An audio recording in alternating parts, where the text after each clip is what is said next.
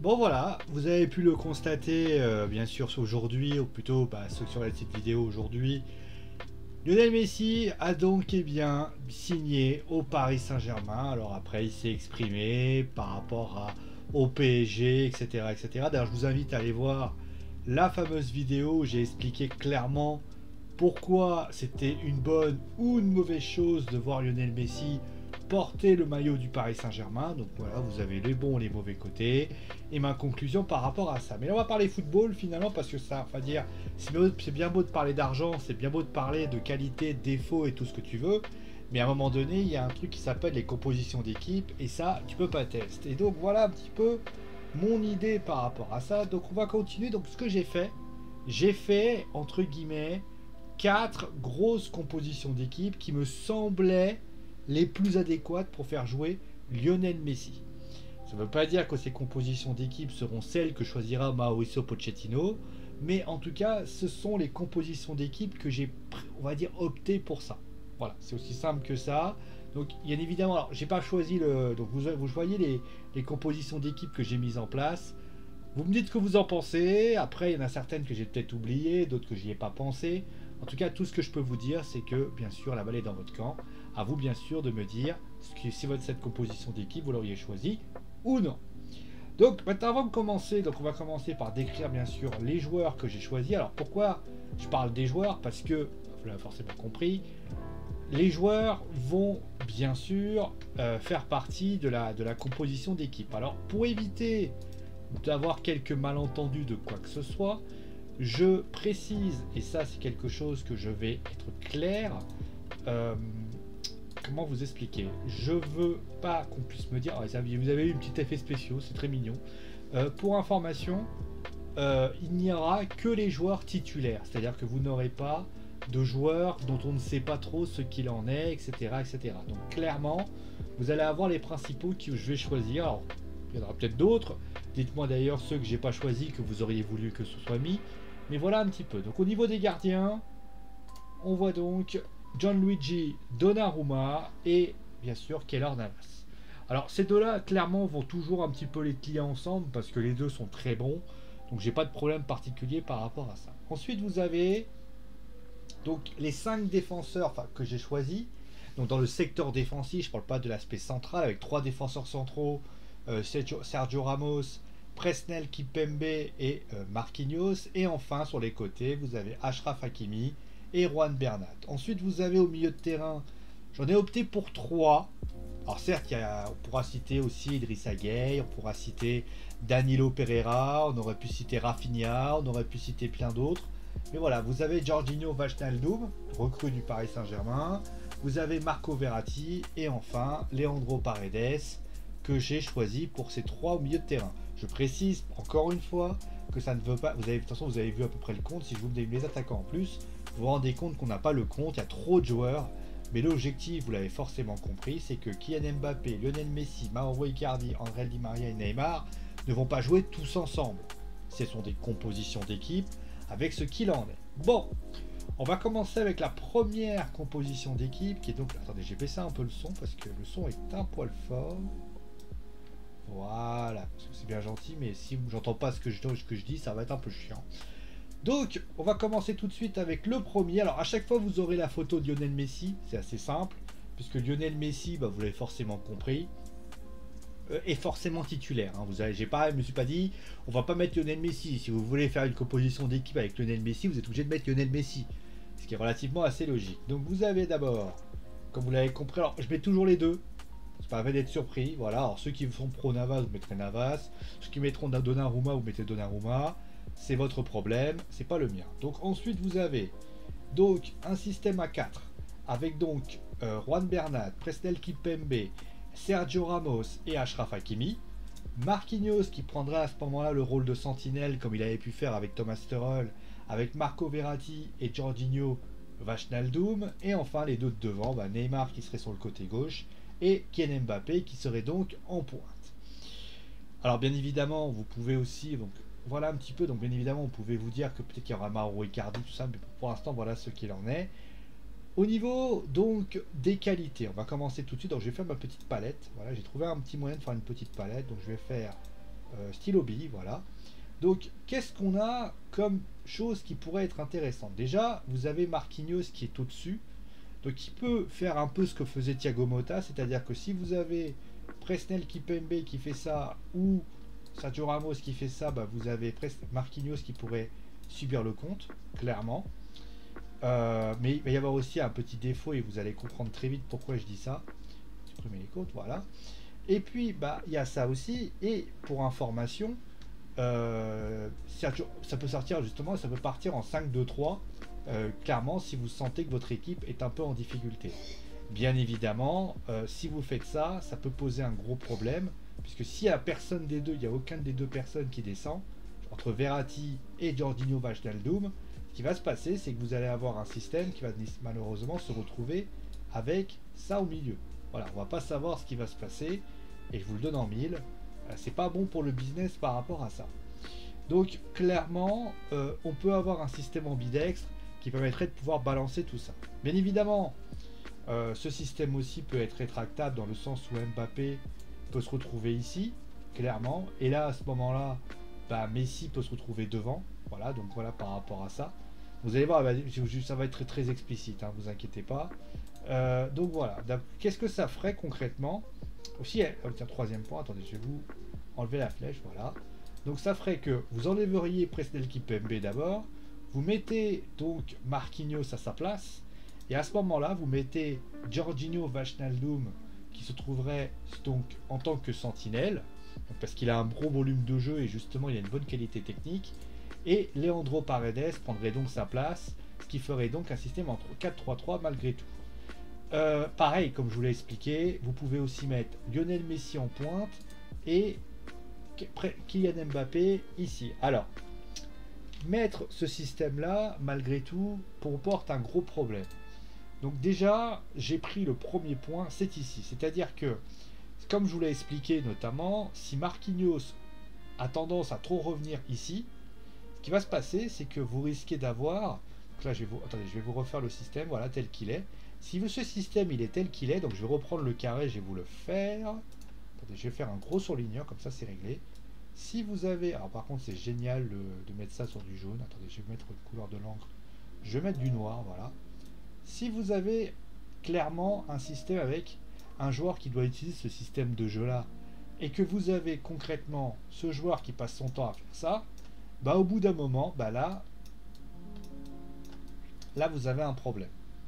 Voilà, clairement vous avez un problème, et c'est pour ça qu'il faut à tout prix que Marquinhos puisse tenir son milieu de terrain et ne pas aller se balader je ne sais où. Donc ça voilà, je reprends la composition d'équipe. Et c'est pareil pour Mbappé, c'est-à-dire que si vous prenez ce système-là, alors l'un comme l'autre, hein, ça ne change rien. Si vous avez, donc ça vous avez compris, si vous avez ce système, et que par hasard, vous avez aucune personne, que ça soit Verratti, que ça soit Paredes, ou Jorginho Wijnaldum, que ça soit Lionel Messi ou Kylian Mbappé, qui, pour ainsi dire, font ceci ou cela,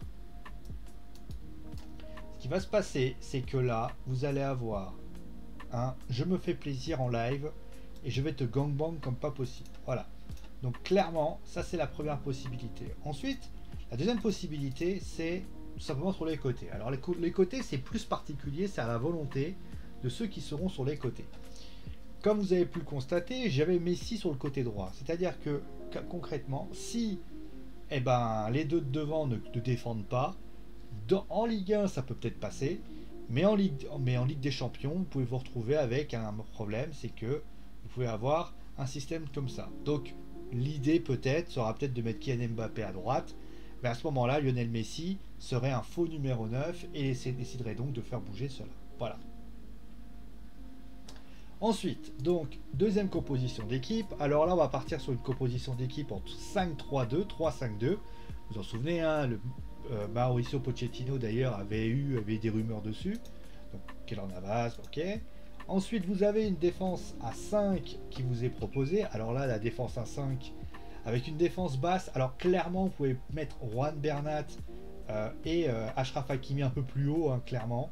Hein, si vous les mettez, genre, je sais pas, si vous les mettez genre là et là, c'est possible. Hein. Je les ai mis vraiment bas, mais bien évidemment, vous pouvez, parce que de toute façon, ils vont prendre le couloir, ils vont partir comme ça. Hein. Donc, clairement, c'est possible.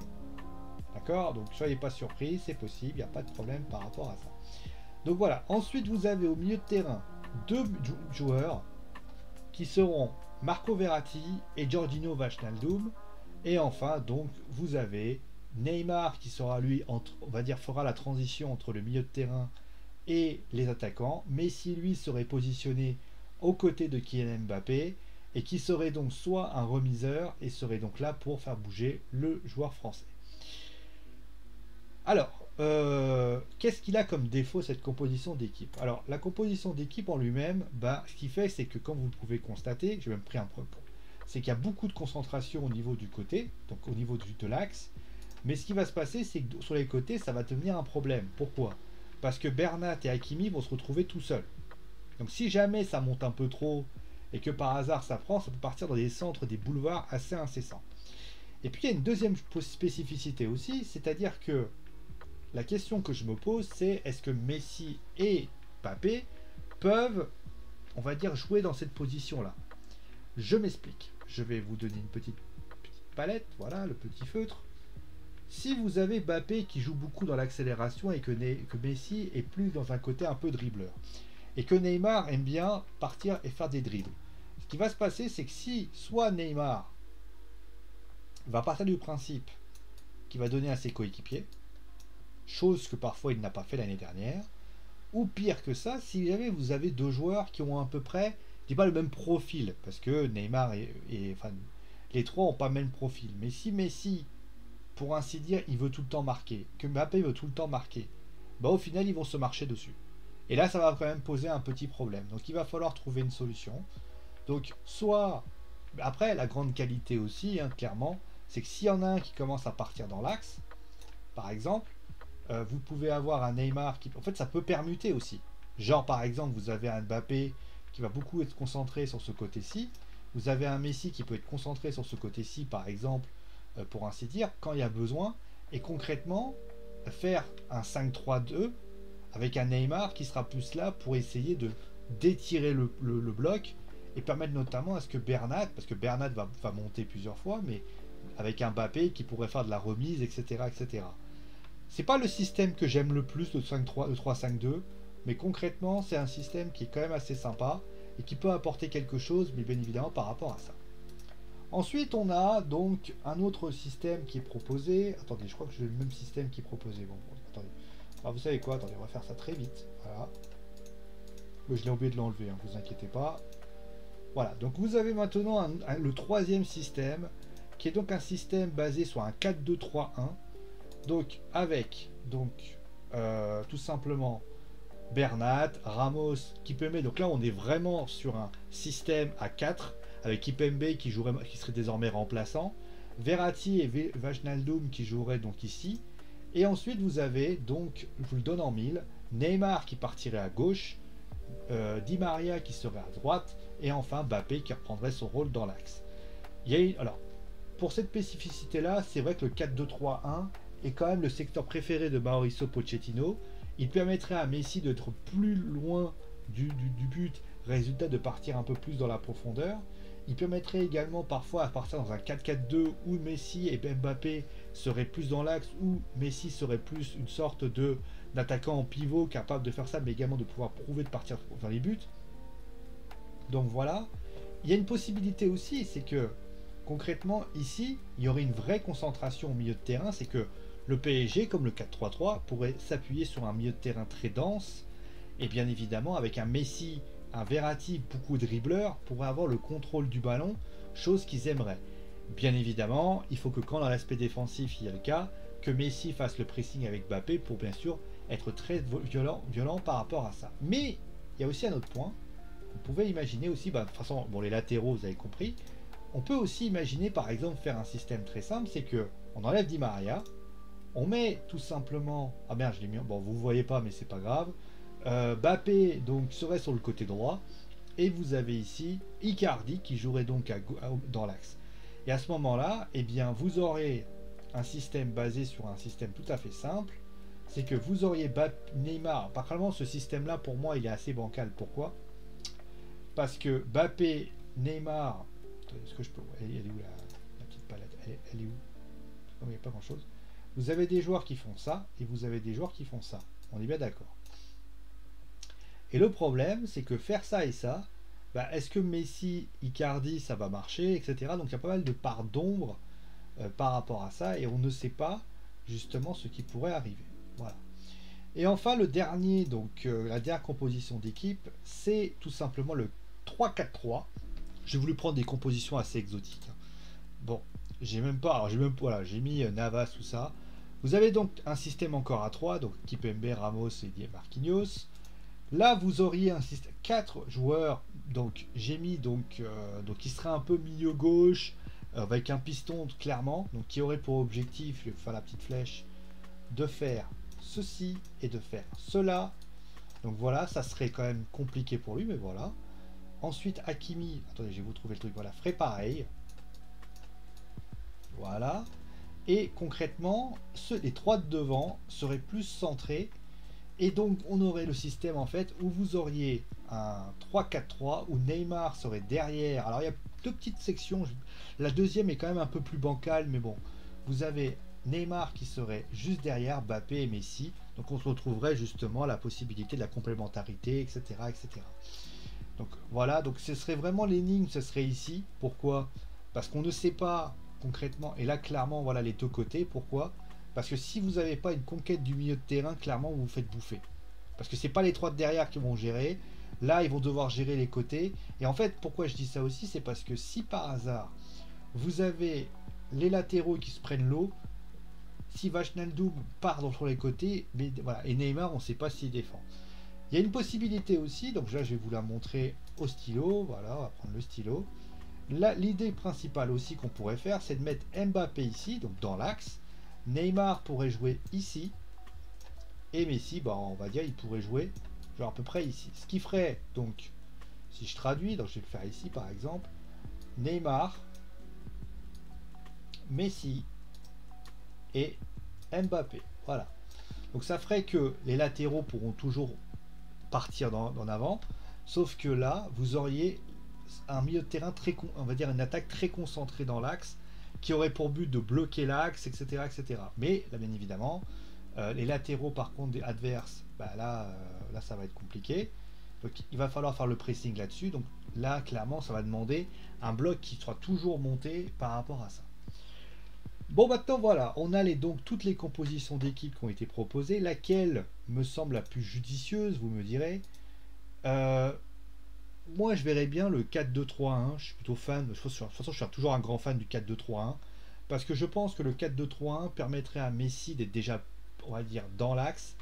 Permettrait notamment de pouvoir ne pas se faire marcher dessus par Messi, par Neymar qui serait sur le côté gauche. Et aussi d'avoir un Mbappé qui, lui, serait vraiment en pointe. Et pourrait avoir quelques petits ballons. Voilà. Donc, dites-moi ce que vous avez pensé concrètement des compositions d'équipe. J'ai bien sûr, il y a peut-être des compositions d'équipe que vous auriez aimé avoir. En tout cas, moi, merci à vous de cette émission. Portez-vous bien. Et c'est mon ami mot, parce que j'ai dit. Allez, ciao les amis!